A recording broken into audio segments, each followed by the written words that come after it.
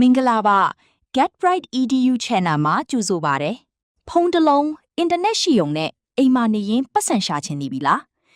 2026မှာအရင်ကထက်အခွင့်အလမ်းတွေပိုများလာပါပြီ။ဒါပေမဲ့ဘယ်ကစရမလဲမသိဖြစ်နေတဲ့သူတွေအတွက်တကယ်လက်တွေ့ကြပြီးမြန်မာနိုင်ငံကနေလှုပ်လို့ရမယ့်နီလန်3ခုကိုဒီနေ့ပြောပြပေးသွားမှာပါ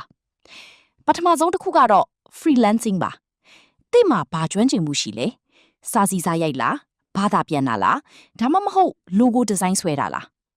Upwork နဲ့ Fiverr လို platform တွေမှာမြန်မာနိုင်ငံကနေအလုပ်လုပ်လို့ရပါတယ်အထူးသဖြင့်အခုနောက်ပိုင်းမှာမြန်မာအင်္ဂလိပ်ဘာသာပြန်သူတွေ translators နဲ့ data entry သမားတွေအရန်ခေါ်နေတာပါ tip လေးပြောပြမယ်ကိုယ့်ရဲ့ profile ကိုတီးချပြင်ဆင်ပါ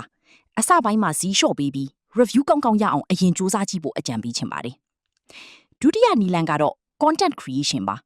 အခုခေတ်မှာFacebook နဲ့ TikTok ကနေဝင်ငွေရှာရတာပိုလွယ်လာပါပြီ။ကို့မှာဝါသနာပါတာတစ်ခုခုရှိရင်ဥပမာဟင်းချက်တာ game ဆော်တာဒါမှမဟုတ်ဘ ഹു တုတဝိညာတာ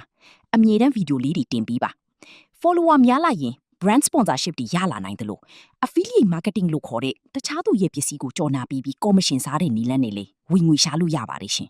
။နောက်ဆုံးတစ်ခုကတော့ကျွမ်းကျင်မှုသိပ်မလိုပဲလုပ်လို့ရတဲ့ AI micro tasks တွေပါ။တိုလိုကာဒါမှမဟုတ် click worker လို app ဒီမှာဓာတ်ပုံရိုက်ပေးတာစာသားတွေစစ်စီပေးတာစားတဲ့အသေးမွှားလေးတွေလုပ်ပေးုံနဲ့ဒေါ်လာနဲ့ဝင်ငွေရနိုင်ပါတယ်အားလက်ချိန်မှာအပျော်တမ်းလုပ်ချင်သူတွေအတွက်အဆင်ပြေဆုံးပါပဲအရေးကြီးဆုံးကတော့အခုပဲချက်ချင်းစတင်ဖို့ပါပဲဘယ်ရာမှာတော့ချက်ချင်းကြီးချမ်းသာမသွားပါဘူးဒါပေမဲ့စိတ်ရှိရှိနဲ့ကြိုးစားရင်တော့တကယ်အောင်မြင်မှာပါဒီဗီဒီယိုလေးကအကျိုးရှိတယ်ဆိုရင် subscribe like နဲ့ share လေးလုပ်သွားပေးပါရှင်နောက်ထပ်လေ online ငွေရှာနည်းတွေအသေးစိတ်သိချင်ရင် comment မှာရေးကြည့်လို့ရပါတယ်အားလုံးပဲကံကောင်းကြပါစေ